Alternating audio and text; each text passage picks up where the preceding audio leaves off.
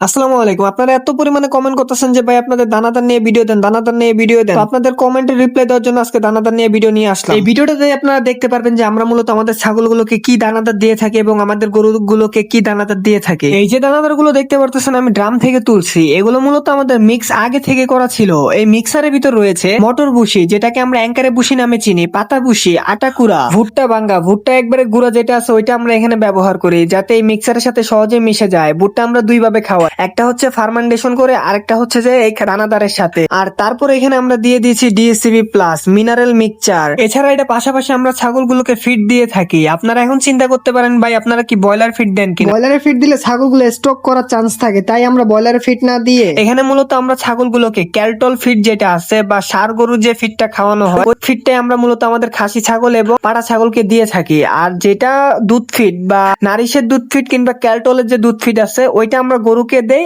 আর পাশাপাশি আমাদের মা ছাগলকে দিয়ে থাকি। সেই ক্ষেত্রে মা ছাগলের একটু হলেও দুধ বেশি হয় আর আমাদের বাচ্চাগুলো প্রপার ভাবে খেতে পারে। এই দানাদার গুলো মূলত আমরা শুকনা দিই না, এটাতে আমাদের যে খোল ভিজানো পানি যেটা আছে মানে সরিষার খোল যেটা আমরা একদিন আগে ভিজিয়ে রাখছিলাম আমাদের হিসাব অনুযায়ী, ওই খোলটাকে আমরা মূলত 2-3 বেলা ব্যবহার করবো। যেহেতু আমাদের ছাগলগুলোকে 3 বার দানাদার দিয়ে থাকি সেই ক্ষেত্রে এই ছাগলগুলোকে হিসাব অনুযায়ী আমরা খোলগুলো দিলাম আর এখানে সাদা ফ্রেশ পানি যেটা আছে এটা দিয়ে দিই। সেক্ষেত্রে আমাদের উপকার হচ্ছে যে আমাদের এক্সট্রা ভাবে ছাগলকে আর পানি খাওয়াতে হয় না, এটার মাধ্যমে পানিগুলো খেয়ে থাকে। এভাবে দিলে আমাদের দানাদার অনেক সেভ হয় এবং আমাদের ছাগলগুলো খেয়ে ফেলে। আর যেহেতু আমরা মিক্সার গুলো একবারে করে থাকি তাই আমরা আপনাদের দেখাতে পারলাম না। আমরা নেক্সট টাইম যখন খানা আনবো তখন আমরা আপনাদের ভিডিও করে দেখাবো। এই যে 500 লিটার টাঙ্কিটা দেখতে পাচ্ছেন পানির, এই টাঙ্কির ভিতরে আমরা দানাদার রেখেছি। এখানে ম্যাক্সিমাম 300 কেজি দানাদার আছে। এই দানাদার গুলো প্রায় আমাদের 1 মাস পার হয়ে যাবে, তারপর আমাদের আবার দানাদার আনতে হবে নতুন করে। যখন আমরা আবার নেক্সট টাইম দানাদার আনবো মিক্সার করার সময় আপনাদের আমরা ভিডিও করে দেখাবো। এখন আপনাদের মনে হয়তো একটা প্রশ্ন জাগছে, ভাই আপনার মাত্র 10টা ছাগল আর আপনার 10টা ছাগল 300 কেজি দানাদার লাগে 1 মাসে? আসলে না, আমরা দানাদার গুলো মূলত বাহিরে সেল করে থাকি। যেহেতু বাজারের মিক্সার গুলো তো অনেক প্রকার ভেজাল থেকে থাকে সেই জন্য মূলত আমরা দানাদার গুলো নিজেরা মিক্স করে আর আমাদের আশেপাশে যাদের খামার আছে তারা এগুলো লাইক দেখে দেখে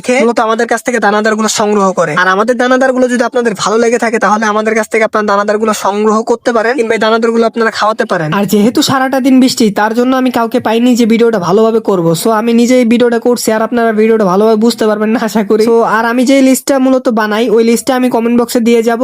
আর নেক্সট টাইম যখন দানাদার আনবো তখন আমি আপনাদের পুরোপুরি প্রসেসটা কিভাবে করতে হয়, কোনটার সাথে কত কেজি দিতে হয় সম্পূর্ণ ভিডিও করে দেখাবো। আর যদি কারো দানাদার লাগে বা মিক্সচারটা লাগে তাহলে আমাদের সাথে যোগাযোগ করতে পারেন। আর এটা মতামত চাচ্ছি আপনাদের কাছে, আপনাদের কাদের এলাকায় সব থেকে ভুট্টার দাম কম আমাদের কমেন্ট বক্সে জানিয়ে যাবেন। আপনাদের এলাকায় ভুট্টার কেজি কত চলে এটার উপর ডিপেন্ড করে আমরা নেক্সট টাইম ভুট্টা কিনতে গেলে আপনাদের এলাকার কথা চিন্তা করে দেখবো। আমাদের চট্টগ্রামে যেহেতু ভুট্টা চাষ হয় না, ভুট্টার দাম অনেক বেশি, আমাদের ভুট্টা কেনার জন্য অনেক টাকা এক্সট্রা ব্যয় করতে হয়। যদি আপনাদের এলাকা থেকে আনতে পারি তাহলে হয়তো আমাদের একটু হলেও সেভ হবে। তো যাই হোক, ভিডিওটা লাস্ট পর্যন্ত দেখার জন্য অনেক অনেক ধন্যবাদ। আল্লাহ হাফেজ।